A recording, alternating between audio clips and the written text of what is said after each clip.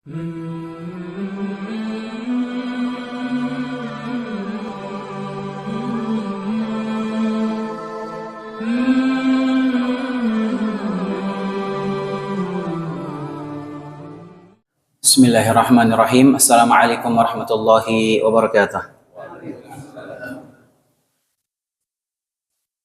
Innal hamdalillah nahmaduhu wa nasta'inuhu wa nastaghfiruh wa na'udzu billahi min shururi anfusina wa sayyiati a'malina. Man yahdihillahu fala mudilla lahu wa man yudlil fala hadiya lahu. Asyhadu an la ilaha illallah wahdahu la syarika lahu wa asyhadu anna Muhammadan 'abduhu wa rasuluh. يا أيها الذين آمنوا اتقوا الله حق تقاته ولا تموتن إلا وأنتم مسلمون فإن أصدق الحديث كتاب الله وخير الهدي هدي محمد صلى الله عليه وسلم وشر الأمور محدثاتها وكل محدثة بدعة وكل بدعة ضلالة وكل ضلالة في النار اللهم لا علم لنا إلا ما علمتنا اللهم علمنا ما ينفعنا وانفعنا بما علمتنا وزدنا علما وأصلح لنا شأننا كله ولا تكلنا إلى أنفسنا طرفة عين.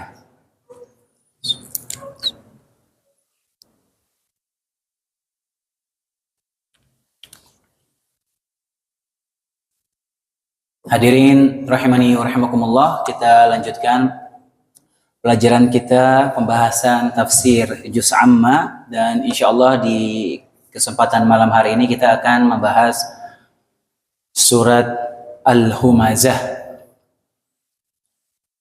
Surat Al-Humazah ini, hadirin azinallahu wa iyyakum, disepakati oleh ulama bahwasanya surat ini adalah surat Makkiyah yang turun sebelum Nabi berhijrah ke kota Madinah. Dan inti pembahasan dari surat Al-Humazah ini berkaitan dengan orang-orang yang suka mencela, mengumpat, menjatuhkan harga diri orang lain, mencela orang lain. Itu pembahasan dalam surat ini. Dan surat Al-Humazah ini dimulai dengan kata wail. Wailun likulli humazatil lumazah. Wail, ada dua tafsiran di kalangan para ahli tafsir. Ana sudah pernah menyampaikan di sini. Wail itu ada dua tafsirannya di kalangan para ulama. Ada yang ingat kira-kira? Kecelakaan, ya, betul, pertama. Satu lagi apa artinya wail itu? Ada yang ingat kira-kira? Apa? Nama salah satu lembah di neraka. Ya. Nama salah satu lembah di neraka. Jadi ini dua tafsiran para ulama. Ini nama salah satu lembah di neraka, wail. Ada juga maknanya yaitu celaka. Nah, surat yang diawali dengan kata wail dalam Al-Quran itu cuma dua surat. Yang awalnya ya dibuka dengan kata wail itu dalam Al-Quran cuma dua surat. Yang pertama surat ini, surat Humazah, yang satu lagi surat Al-Mutaffifin. Wailul lil mutaffifin, sama ini wailul likulli humazatil lumazah. Kalau kita tinjau ancaman dalam kedua surat tersebut, ya, maka kita akan mendapati bahwasanya surat Al-Mutaffifin itu ancaman bagi orang-orang yang dia merampas hak manusia dengan cara memainkan timbangan. Itu berkaitan dengan orang-orang yang memainkan takaran, timbangan ketika dia bermuamalah, berjual beli. Dia mengambil hak orang, merampas hak orang lain dengan cara mengurangi timbangan. Kemudian yang kedua, surat Humazah ini berkaitan dengan orang yang dia mencoreng hak harga diri orang lain dengan celaan dan cercaannya. Maka kalau kita lihat lebih dekat, kedua ancaman ini berkaitan dengan hak orang lain yang dirampas atau dilecehkan. Ketika dia melecehkan orang lain ya dengan lisannya dia, dengan celaannya, maka dia mendapatkan ancaman wail. Demikian juga ketika dia hak orang lain dia kurangi dengan memainkan timbangan, maka dia juga mendapatkan ancaman wail. Maka kita bisa menyimpulkan bahwasanya hak orang lain ini perkara yang besar dalam Islam. Perkara yang besar dalam Islam. Makanya Nabi SAW mengingatkan di Haji Wada, di hadapan puluhan ribu sahabat Nabi mengingatkan di haji wada, inna dima'akum wa amwalakum wa a'radakum haramun alaikum. Sungguhnya darah kalian, harta kalian, dan kehormatan harga diri kalian haram atas kalian. Jangan main-main sama hak orang lain. Jangan bermain-main apalagi urusan darah orang lain, harta orang lain, sampai kehormatan harga diri orang lain kita lecehkan dengan ucapan kita, dengan lisan kita, atau dengan tulisan kita di zaman sekarang. Ya, komentar sana sini ya, netizen, hati-hati netizen. Ya, zaman sekarang luar biasa. Bahkan ya subhanallah, ana dengar dari penelitian ya, entah indeksnya diukur pakai apa, katanya netizen Indonesia itu yang paling parah kalau dia ngatain orang. Netizen Indonesia yang paling buruk. Ya, menghina, menjatuhkan orang lain, ini luar biasa ya. Gak peduli siapa aja sudah diserang, siapapun. Dan ini berat urusannya hadirin. Ya, sebagaimana kita diancam kalau berkaitan sama darah manusia, demikian juga dengan menjatuhkan harga diri orang lain. Ini berat, ancaman, kecelakaan, wail. Allah ancamkan kepada mereka, wal'iyadzubillah. Taib. Allah Subhanahu wa taala berfirman ayat pertama, wailun likulli humazatil lumazah. Celakalah bagi setiap pengumpat dan pencela. Humazah sama lumazah. Humazah dan lumazah, sebagian ahli tafsir ini membedakan maknanya humazah sama lumazah. Ya, di antara mereka dan ulama ada yang memaknai humazah itu dia mencela berkaitan dengan ghibah. Ya, dia menjelekkan orang, menyebut-nyebut kejelekan orang lain di belakangnya ya, kalau orang tersebut tidak ada. Kalau lumazah, celaan langsung di hadapannya. Sebagian ulama membedakan lagi, kalau humazah itu artinya dia mencela dengan bibirnya, dengan cibirannya dia, atau dengan tatapan matanya dia. Adapun lumazah itu dia mencela dengan lisannya langsung, dia ngatain orang dengan lisannya langsung, ya, dengan cercaan, ngatain orang misalnya si bodoh lah, si bahlul lah, si apalah gitu. Langsung ya si cacat atau apa, wal'iyadzubillah. Walhasil intinya dua-duanya ini artinya dia mencela untuk menjatuhkan harga diri orang lain. Adapun wail tadi, celaka, itu Imam Qurtubi menyebutkan dalam tafsirnya, wail itu artinya kecelakaan, itu 3 kandungannya. Pertama kehinaan, yang kedua azab, yang ketiga kebinasaan. Jadi terkumpul tuh, ketika Allah mengancam dengan wail artinya terkumpul padanya kehinaan, kemudian azab dan kebinasaan. Wal'iyadzubillah.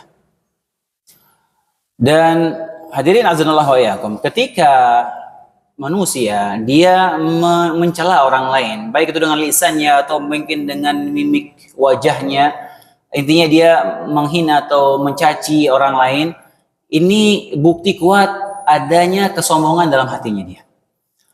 Orang dia mencela orang lain, merendahkan orang lain, itu bukti dia ada kesombongan dalam hatinya dia.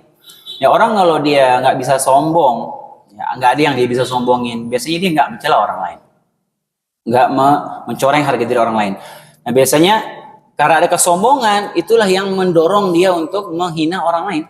Makanya Nabi SAW bersabda, al-kibru batarul haqqi wa ghamtun nas. Al-kibir, kesombongan itu adalah batarul haq, dia menolak kebenaran. Dia jelas nih kebenaran sampai kepada dia, tapi dia gengsi mau menerimanya, dia tolak. Tambah juga wa ghamtun nas, dia mencela manusia, itulah kesombongan, hakikat kesombongan itu kata Nabi SAW. Dan seorang muslim adalah orang yang bisa menjaga lisannya, tidak melukai orang lain dengan lisannya. Makanya dalam hadis maupun dalam Al-Quran banyak sekali dalil yang menunjukkan akan bahayanya lisan ini. Makanya bahkan Nabi SAW sampai menyebutkan yang paling banyak masukkan orang ke dalam neraka ada 2, lisannya sama kemaluannya. Ini yang paling banyak masukkan orang ke dalam neraka. Sebaliknya dalam hadis Nabi bersabda, "Man yadman li ma baina lihyatayhi wa baina fakhidayhi adman lahul jannah." Siapa yang bisa menjamin untukku apa yang ada di antara dua janggutnya, maksudnya antara kumis sama jenggotnya, dalam sebutan lain baina syafatayhi, antara dua bibirnya, dan menjamin apa yang di antara dua pahanya, maka aku akan menjamin surga baginya. Ini menunjukkan dua hal ini paling banyak menjerumuskan orang ke neraka. Karena Nabi SAW bilang kepada Mu'ad, "Fahal yakubbun nasu ala wujuhim aw ala manakhirihim illa hasaidu alsinatihim." Nabi kata kepada Mu'adz bin Jabal, "Wahai Mu'adz, bukankah yang paling banyak menjadikan manusia tersungkur mukanya, diseret mukanya, hidungnya diseret ke neraka itu gara-gara ucapan lisannya?" A'udzubillah. Nabi SAW juga menyebutkan, "Innar rajula la yatakallamu bi kalimatin ma yatabayyanu fiha yazilu biha fin nari ab'adu ma bainal masyriqi wal maghrib." Seorang dia mengucapkan satu kata saja. Satu kata dia ucapkan, dia nggak pikirkan dulu apa dampaknya, dia nggak pertimbangkan dulu nih kata ini baik atau buruk. Dia asal ucapkan saja, dia nggak filter apa yang keluar dari lisannya. Gara-gara satu kata itu cukup untuk melemparkan dia ke neraka sejauh timur dan barat. Wa'iyadzubillah. Nabi SAW bersabda, "Innal mu'mina laysa bil la'an wal ta'an wal fahish al badi." Sungguhnya seorang mukmin itu tidak suka melaknat, seorang mukmin itu tidak suka mencela, seorang mukmin itu tidak suka berkata-kata jorok, berkata-kata keji. Itu mukmin yang sejati seperti itu. Dan ketika ucapan tersebut, sekedar ucapan itu dia buruk saja, itu bisa cukup untuk melemparkan dia ke neraka, wa'iyadzubillah. Apalagi ucapan tersebut itu menjatuhkan harga diri orang lain, menghina orang lain dengan celaan, cercaan, cacian, dengan ribahnya dia, dengan fitnah, dengan adu dombanya dan sebagainya. Lidah manusia ini kecil, nggak bertulang, tapi efeknya bisa menyakiti orang lain melebihi sakitnya tusukan pedang. Lisan manusia yang kecil ini bisa menyakiti orang lain walaupun dia jauh sekali jaraknya di luar negeri. Kita bisa sakiti dia. Dengan apa? Dengan lisan kita. Lisan yang kecil ini bisa bikin dua negara perang lah.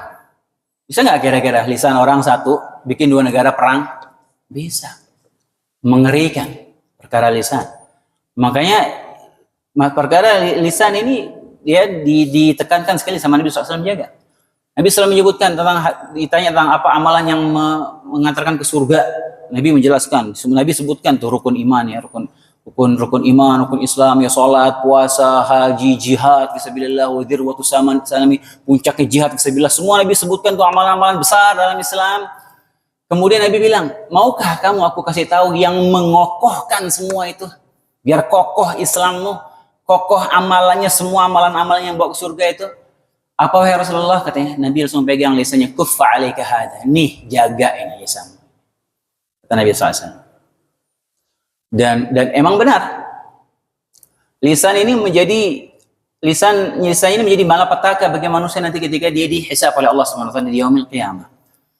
Ketika dia sudah menjaga sholatnya misalnya, dia jaga sholatnya, dia banyak mengumpulkan amal solehnya, dia baca Al-Quran setiap hari, dia tahajud, dia puasa, dia bersedekah, dia berbakti kepada orang tuanya, dia haji, dia umrah, dia mengejar surga dengan amalan tersebut. Tapi dia tidak jaga lisannya, dia bisa bangkrut hari kiamat. Karena hadits muflis terkenal. Atadruna mal muflis? Tahukah kamu orang yang bangkrut? Kata sahabat, al-muflisu fina man laysa dirham lahu wala mata'. Muflis orang yang bangkrut yang nggak punya uang, nggak punya harta benda. Kata Nabi SAW, innal muflisa min ummati man ya'ti yawmal qiyamati bi salatin wa zakatin wa qiyamin, man ya'ti yawmal qiyamati bi siyamin wa bi salatin wa siyamin wa zakatin. Orang yang bangkrut dari umatku, yang nanti kalau dia datang hari kiamat menghadap Allah SWT, dia bawa pahala salat, dia bawa pahala puasa, pahala zakat. Wa ya'ti qad syatama hada wa qadhafa hada wa akala mala hada wa safaka dama hada wa daraba hada. Tapi di sisi lain dia juga datang menghadap Allah SWT dengan membawa dia pernah mencela orang lain, dia pernah fitnah orang lain, dia pernah mukul orang lain, dia pernah ngambil harta orang lain, dia pernah menumpahkan darah orang lain. Lalu apa yang terjadi? Semua pahalanya dibagikan ke orang-orang yang telah dizalimi. Pahala sholatnya, pahala puasanya, semua dibagikan ke orang-orang yang telah dia zalim dengan lisannya, dengan tangannya.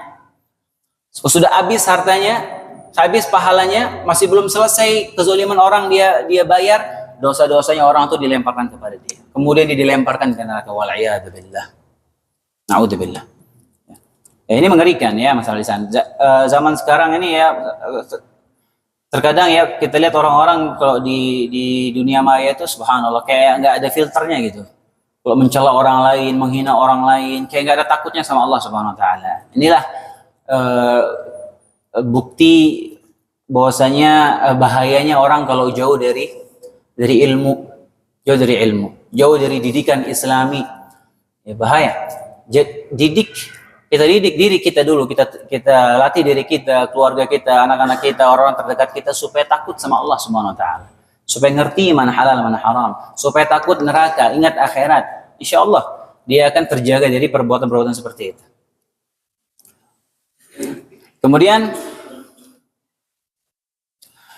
Ibnu Umar radhiyallahu taala anhu pernah ditanya, wahai Ibnu Umar, ada orang yang mengirim surat kepada Ibnu Umar. Ibnu Umar, tuliskan kepadaku, ringkaskan kepadaku seluruh ilmu agama. Mau ngeringkas ilmu agama sangat berat, kata Ibnu Umar. Ilmu itu sangat luas, sulit mau dikumpulkan dalam satu, dirangkum jadi satu.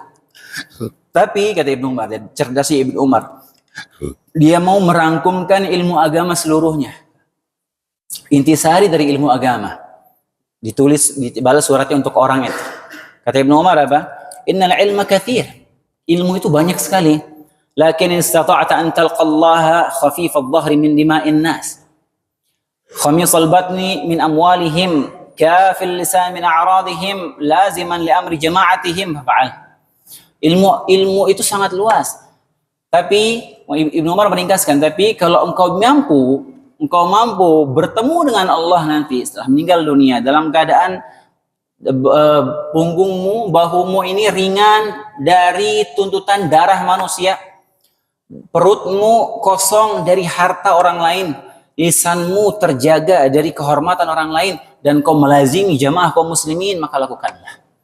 Itu ringkasan ilmu dari Ibnu Umar radhiyallahu taala anhuma. Artinya apa di sini kalau kita perhatikan kaitannya dengan kita bertemu dengan Allah Subhanahu wa taala tanpa ada urusan dengan hak orang lain. Makanya kalau kita bertemu dengan Allah Subhanahu wa taala, kita bawa dosa antara kita sama Allah Subhanahu wa taala, insyaallah masih besar kemungkinan Allah ampuni kita. Allah Maha Pengampun. Allah lebih sayang sama kita, melebihi sayangi ibu kita dari kita. Ibu kita kepada kita, Allah lebih sayang sama kita. Allah Maha Pengampun, Maha Rahmat. Tapi kalau kita bertemu dengan Allah SWT, bawa dosa antara kita sama orang lain, yang ini berat urusannya. Jadi antaranya apa? Yang kemungkinan kita bakal dituntut sama orang lain, masalah lisan. Yang mencela, merendahkan orang lain dan seterusnya. Wa'iyadzubillah. Kemudian ayat yang kedua, alladzi jama'a malan wa 'addadah. Nah, orang-orang yang suka mencela orang lain, ya ini tentunya ayat ini menyebutkan tentang orang-orang kafir ya, yaitu yang mengumpulkan harta dan menghitung-hitungnya, Addada itu menghitung-hitung, bukan sekedar menghitung tapi dihitung-hitung, terus hitung-hitung ya, ngumpulin harta terus habis itu dihitung-hitung. Itu artinya alladzi jama'a malan wa 'addadah. Jadi dia kerjanya itu ngumpulin terus harta, habis itu dihitung-hitung, seneng dia. Emang kalau ngitung fulus tuh enak emang. Wah, apalagi kalau lagi ngitung omset, ngitung kira-kira keuntungan pakai kalkulator, woi seneng itu. Kayak nggak rasa capek tuh, woi ngitung-ngitung angka, ini keuntungan sekian, target sekian sini, wah masya Allah. Nah, orang-orang itu dia habis waktunya ngumpulin harta, habis itu dihitung-hitung hartanya. Nah, perbuatan seperti ini, dia ngumpulin harta, ngitung-ngitung, ini juga berpotensi menjadikan orang itu muncul kesombongan dalam hatinya dia. Karena ketika orang dia mau mengumpulkan harta tanpa ditopang dengan keimanan, ketakwaan, ini bisa jadi bencana bagi orang itu. Bukan nggak boleh ketika dia banyak harta, bukan nggak boleh. Tapi dia harus topang itu dengan keimanan yang bagus, dengan ketakwaan. Maka tidak mengapa, bagus. Ya, dia banyak uang, bagus. Kalau dia bertakwa kepada Allah Subhanahu Wa Taala. Kemudian yang ketiga, yahsabu anna malahu akhladah. Dia itu manusia mengira bahwasanya harta itu dapat mengekalkan dia, dapat menjadikan dia kekal, panjang umur. Ini anggapan sebagian orang. Kalau udah banyak uang, ya gampang lah, sehat, insya Allah panjang umur, bisa lama hidup. Padahal justru sebaliknya ya. Kalau orang ya di kerjaannya itu kesibukannya dia nyari harta, terus ngumpulin harta, ngitung-ngitung, itu justru berpotensi bikin dia pendek umurnya dia. Kenapa? Karena waktunya habis ngumpulin harta. Orang kalau dia terlalu terobsesi dengan memperkaya diri, itu memperkaya diri, dia buka cabang bisnis itu, terus dia punya angan-angannya panjang sekali. Bahkan mungkin sebagian orang udah umurnya 80 tahun masih mikir buka cabang bisnis baru. Ada yang seperti itu. Ya ibaratnya kalau kata orang udah bau tanah. Masih mikirkan nanti kita harus buka cabang bisnis ini, nanti kita coba ini cari investor buat kembangin bisnis ini. Umur udah 75, 80, subhanallah, mau sampai kapan? Nah, ketika orang dia menyibukkan diri terus dia dengan memperkaya diri, ini biasanya akan menjadi beban pikirannya dia. Yang namanya rezeki itu terkadang naik, terkadang turun, terkadang bertambah, terkadang juga lagi seret rezeki. Tergantung Allah SWT mau melapangkan atau menyempikan rezekinya. Ketika dia sudah semangat mengumpulkan harta, memperkaya diri, tiba-tiba lagi goyang, ke ekonominya lagi goyang, bisnis lagi goyang, itu biasanya dia kepikiran, nggak bisa tidur, emosian, ngamuk-ngamuk, gampang marah. Ada seperti itu. Dia biasa sudah enak dengan hartanya bertambah, tiba-tiba datang suatu kondisi dia goyang kayak bisnisnya misalnya, biasanya dia rentan stres seperti itu. Apalagi kalau sampai tiba-tiba dia langsung jatuh bangkrut. Justru ketika dia seperti itu berpotensi dia pendek umurnya, beban pikiran, gelisah, tiba-tiba pendapatan menurun, penghasilan menurun, ini ada kerugian di sini cabang ini, kepikiran, nggak mungkin nggak kepikiran dia. Mulai berkurang pendapatan, penghasilan, kepikiran, gelisah. Padahal ketika dia orang yang bertakwa kepada Allah Subhanahu Wa Taala, banyak harta, dia investasikan hartanya di jalan Allah Subhanahu Wa Taala, maka tenang, tentram dia. Orang yang beriman tenang ketika dia menginfakkan harta di jalan Allah Subhanahu Wa Taala, dia tahu Allah akan ganti. Dia mau amanin hartanya biar nggak berkurang, bahkan bertambah, dia investasikan hartanya di langit. Dia investasikan hartanya di jalan Allah Subhanahu Wa Taala. Dan dia yakin Allah akan membalasnya, Allah akan menumbuhkan harta tersebut. Banyak dalil yang menunjukkan itu. Ya Allah terima dan Allah investasi, Allah kembangkan sampai nanti dia diberikan kepada di hari kiamat. Itu butuh keimanan, Bisa seperti itu. Dan banyak harta ketika dia memperkaya diri, dia kerja dari pagi sampai sore, dari pagi sampai malam biar banyak duit. Itu sama sekali tidak akan menambah umurnya atau menunda ajalnya walaupun sedetik, nggak mungkin. Allah sudah tentukan kapan manusia itu akan mati dan tidak akan bergeser ketentuan Allah Subhanahu Wa Taala. Kata Allah Subhanahu Wa Taala, "Fa idza jaa ajaluhum la yastakhiruna sa'atan wa la yastaqdimun." Kalau manusia itu sudah datang ajalnya, tidak bisa dimajukan atau dimundurkan sedikit pun. Udah waktunya mati. Mau rekeningnya masih ratusan miliar, waktunya mati. Nggak bisa mau nunda-nunda, ya walaupun dia tukar dengan hartanya semua, nggak, waktunya mati. Dalam ayat lain Allah SWT berfirman, "Walan yu'akhirallahu nafsan idza jaa ajaluha." Allah tidak akan menangguhkan kematian seorang kalau sudah datang ajalnya, nggak bisa ditunda. Mau dia berusaha menghindari kematian dengan hartanya dia beli suplemen biar sehat badannya, datangkan dokter ahli gizi dan lain sebagainya biar dia panjang umur sehat. Kematian itu akan tetap menghampiri dia. Nggak bisa dia kabur dari kematian. Semua orang pasti akan mati dan Allah sudah tentukan ajalnya, dan setiap detik berlalu dalam kehidupan kita ini kita mendekati kematian kita. Kita mendekati kematian kita yang sudah Allah tentukan garis finishnya kita sampai kapan. Nah, kita nggak tahu itu garis finishnya kapan. Ainama takunu yudrikkumul maut, kata Allah, dimanapun kalian berada, kematian pasti akan mendapati kalian. Walau kuntum fi burujin musyayyadah, walaupun kalian tuh bersembunyi di dalam benteng yang kokoh. Nah, orang-orang ini yang Allah sebutkan dalam ayat ini, dia ciri-cirinya dia ngumpul-ngumpulkan harta, dihitung-hitung, dia mengira harta yang dikumpulkan itu bisa memperpanjang umurnya, bisa menjadikan dia panjang umur. Kalla, kata Allah, sekali-kali tidak. Sekali-kali tidak. Anggapan seperti itu salah. La yumbadanna fil hutamah. Mereka pasti akan dilemparkan ke dalam neraka hutamah. Allah sebutkan, nggak bisa, harta nggak bisa nambah umur, dan mereka itu pasti akan dilemparkan ke neraka hutamah, kata Allah Subhanahu Wa Taala. Wa ma adraka mal hutamah. Tahukah kalian apa itu neraka hutamah? Itu ayat kelima Allah sebutkan. Wa ma adraka mal hutamah. Tahukah kalian apa itu neraka hutamah? Jadi hutamah itu salah satu dari nama-nama neraka ya.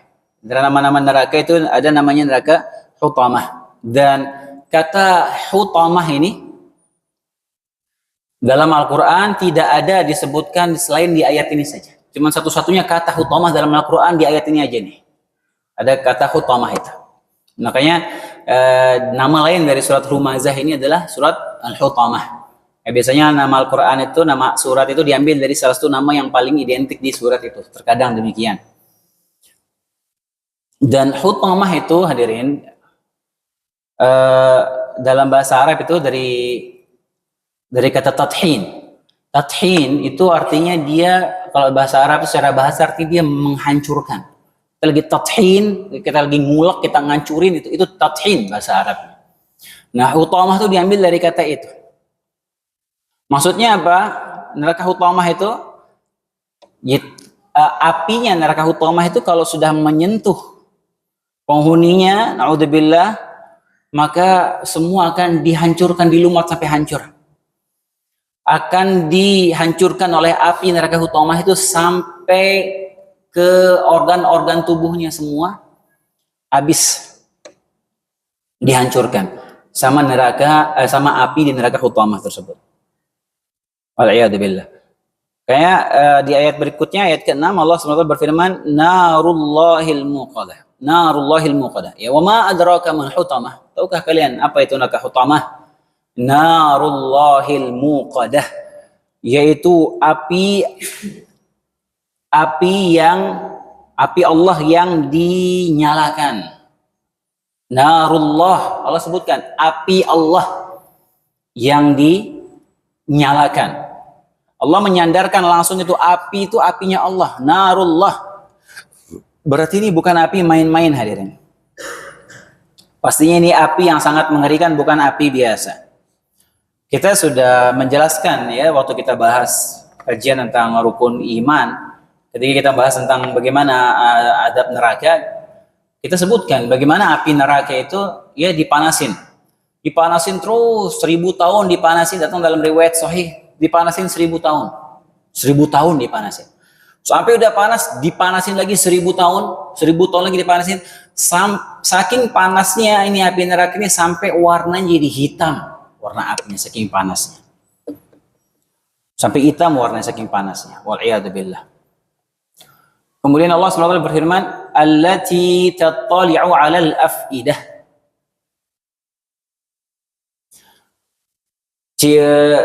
Sifat api itu seperti sifat api di neraka hutamah itu bagaimana? Allati tattali'u 'alal af'idah, yang membakar sampai ke hati. Dibakar sampai hati. Jadi Allah SWT menyebutkan azab di neraka hutamah itu dia membakar penghuninya sampai habis semua, hancur, dilumat sampai ke dalam organ tubuhnya, sampai ke hati sama jantungnya habis dibakar. Di dalam tubuhnya itu habis dilumat sama api itu sampai hati sama jantungnya. Dan itu dalam keadaan hidup hadirin. Jangan kira proses itu dalam keadaan mati, dibakar mati. Lah, hidup. Tidak ada mati lagi di neraka itu. Di surga dan neraka sudah tidak ada lagi kematian. Kematian sudah disembelih. Kita sudah menyebutkan hadisnya. Itu terjadi, dia terbakar luar dalam organnya semua, sel-sel tubuhnya dalam keadaan hidup. Makanya itu dalam hadis disebutkan tentang adab paling ringan di neraka, adabnya Abu Talib. Ya. Dia berdiri di dahdah minan nar, ya, di emperan, ya, yang api neraka itu cuma sampai kakinya, mata kakinya. Disebutkan dalam riwayat lain dia sampai dipakaikan sendal yang ada bara api neraka di bawahnya. Walhasil intinya cuma kebakar ujung kakinya aja. Yaghli minhuma dimaquhu. Langsung mendidih dia punya otaknya.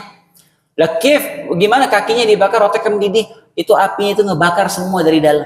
Satu tulang-tulangnya, mungkin dia punya sel-sel tubuhnya, usus-ususnya, jantungnya, ke matanya sampai otaknya. Mendidih dalam keadaan hidup. Wa'iyadzubillah. Na'udzubillah.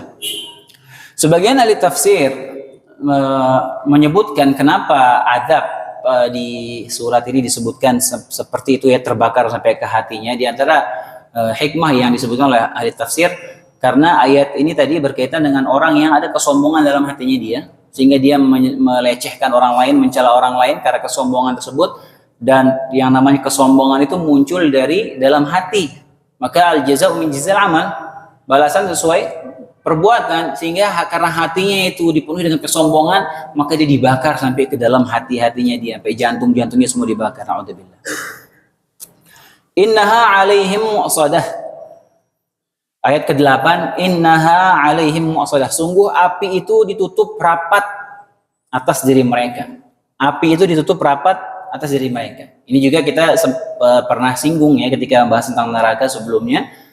Bahwasanya neraka itu tertutup rapat, tidak ada celah sedikit pun, nggak ada celah, rapat, tertutup, dan mereka tertutup di situ, terkurung, tertutup, dan tidak bisa keluar sama sekali. Nggak ada pilihan, nggak ada opsi, nggak ada kesempatan, nggak ada harapan untuk keluar. Allah berfirman dalam ayat lain dalam surat Al-Maidah, yuriduna yakhruju minan nar wa ma hum bikharijin minha wa lahum 'adzabun muqim. Mereka ingin sekali keluar di neraka. Mereka ingin keluar di neraka, tapi tidak akan dapat keluar dari sana mereka. Nggak akan mungkin bisa keluar. Dan bagi mereka, adab yang kekal. Na'udzubillah. Kemudian ayat terakhir. Ayat ke-9 Allah SWT berfirman, Fi amadim mumaddadah. Sedangkan mereka itu diikat pada tiang-tiang yang panjang. Ini juga ada dua tafsiran di kalangan para ulama tafsir tentang artinya mumaddadah itu tiang-tiang dipanjangkan. Pendapat pertama, sebagian ulama berpendapat bahwasanya tiang-tiang itu digunakan untuk menutup pintu-pintu neraka agar semakin rapat tertutup. Ini pendapat kedua ya, sebagian ahli tafsir mengatakan maksud dari al-mumaddadah tadi, fi amali mumaddadah itu maksudnya penghuni neraka tersebut tatkala dia disiksa, dia akan dibakar dalam keadaan dia dililit dengan besi-besi panjang di tangan dan kaki mereka. Itu disebutkan oleh al-Imam Al-Baghawi, ya, dalam tafsirnya. Wallahu taala alam. Ya, jadi itu dia tafsir ringkas tentang surat Al-Humazah. Masih ada waktu, Ana ingin menyampaikan sedikit, ya, terkait dengan tadi mungkin di khutbah Jumat tadi, ya, Ana menyimak, ya, di sana disebutkan khutbah tadi menyebutkan tentang bahwasanya yang pertama kali Allah menciptakan Nur Muhammad. Ini yang menyatakan bahwasanya Allah pertama kali menciptakan nur cahaya Nabi Muhammad itu hadisnya palsu. Hadis palsu, bukan hadis dhaif, hadisnya palsu. Bertentangan dengan hadis-hadis sahih yang lain bahwasanya Allah yang pertama kali Allah ciptakan itu qalam. Nah, jadi itu hadis palsu, ya. Jadi kita jangan sampai kita salah meyakini seperti itu, ya. Demikian juga tadi ini ana merasa butuh untuk menyampaikan. Ketika tadi disebutkan kalau di hari Senin bertepatan dengan 12 Rabiul Awal maka mengamalkan baca ayat ini 41 kali maka akan ini dan itu. Ketika kita menentukan perkara-perkara seperti ini perkara ghaib, maka butuh datang dari hadis yang sahih atau dalil yang sahih, ayat maupun Al-Quran. Kita tidak bisa mengklaim-klaim sendiri. Jangankan orang di belakangan ya, tabi'in. Ketika tabi'in dia menyebutkan bahwasanya barang siapa yang melakukan ini maka akan mendapatkan ini di surga misalnya, itu tidak diterima riwayat seperti itu. Kenapa? Karena ini berkaitan dengan masalah ghaib. Masalah ghaib ini harus datang dari wahyu. Masalah ghaib. Kalau sahabat yang menyebutkan demikian, ya barang siapa yang melakukan ini maka akan mendapatkan pahala ini dan begitu. Itu sepakat ulama semua menerima kalau sahabat menyampaikan. Kenapa? Karena ketika sahabat mengucapkan kalimat seperti itu, semua ahli hadis sepakat itu fi hukmil marfu' hukumnya. Itu hadisnya yang tadinya dia mauquf itu hadisnya ini dia semua disandarkan kepada sahabat, nggak nyampe kepada Nabi SAW. Ketika sahabat ini mengucapkan perkara demikian, perkara ghaib, maka sepakat ulama hadis menyatakan bahwasanya itu hadisnya fi hukmil marfu', itu dia sampai dihukumi hadis yang marfu', artinya sahabat tersebut pasti dengar dari Nabi. Karena sahabat tidak mungkin mengada-ngada tentang perkara-perkara ghaib. Karena sahabat semuanya udul, para sahabat Nabi semuanya orang-orang terpercaya. Para sahabat Nabi semua orang yang dijamin kredibilitasnya dan yang menjamin siapa Allah Subhanahu wa taala. Makanya dalam ilmu hadis ada jahalatul rawi. Ketika ada jahalah dalam sanad itu, ada dalam rangkaian sanad hadis misalnya ada jahalah. Jahalah itu ada dua dalam ilmu hadis. Ada jahalatul hal sama jahalatul ain. Jahalatul hal itu jahalah ini di antara perawi ini dia tahu nih si fulan bin fulan tahu namanya, tapi semua ulama jarh ta'dil nggak tahu nih kredibilitasnya bagaimana orang nih. Dia soduk nggak orangnya, dia thiqah nggak, bagus nggak hafalannya, nggak ada yang tahu keadaannya dia, maka hadisnya dhaif jiddan. Keadaan yang kedua majhulul hal, jadi dia majhulul ain. Benar-benar dalam rangkaian sana tuh ada perawi yang nggak tahu ini siapa, namanya siapa, nggak ada yang tahu, misalnya dari seorang laki-laki dari kota ini misalnya. Nah ini gara-gara ada satu orang dalam rangkaian sana tuh yang tidak diketahui siapa orangnya, maka ini juga hadisnya jauh lebih dhaif lagi. Tapi kalau jahalah ini di fase tingkatan sahabat, misalnya tabiin berkata an rajulin min ashabi Nabi SAW, dari salah seorang sahabat Nabi, maka walaupun nggak disebutkan namanya sahabat ini siapa, maka hadisnya diterima. Kenapa? Karena sahabat udul. Nah, makanya ketika kita menentukan baca ini sekian kali, baca ini setelah melakukan amal ini butuh dalil hadirin. Kita tidak bisa mengarang-arang dalam masalah ini, apalagi sampai memutuskan pahalanya akan mendapatkan ini sekian dan sekian. Ya, Ana merasa butuh untuk menyampaikan ya agar tidak ada kesalahpahaman dalam masalah ini ya. Terakhir Ana informasikan, mohon maaf sebelumnya, kemungkinan untuk pekan depan dan pekan depannya lagi Ana akan tidak bisa hadir karena mau safar. Jadi kemungkinan Ana akan absen kajian selama 2 minggu. Jadi mohon DKM menggantikan kajian di Jumat malam. Wallahu taala alam. Demikian kita tutup dengan doa kafaratul majelis. Subhanakallahumma bihamdik, syada la ilaha illa anta astaghfiruka wa atubu ilaik. Assalamualaikum warahmatullahi wabarakatuh.